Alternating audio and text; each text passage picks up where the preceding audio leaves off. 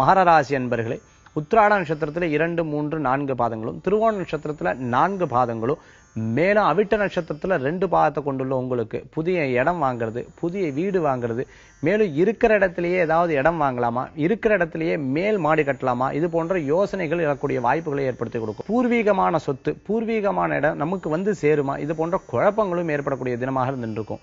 எங்கேயோ இருக்கக்கூடிய பிரச்சனைகளை வீட்டுல பேசி, வீட்டுல சிறு சிறு சண்டைகள் இருக்கிறவாளுக்கு இன்றைய தினத்துல அந்த பிரச்சனைகளிலிருந்து சுமூகமாக பேசக்கூடிய வாய்ப்புகளை ஏற்படுத்தி கொடுக்கும்.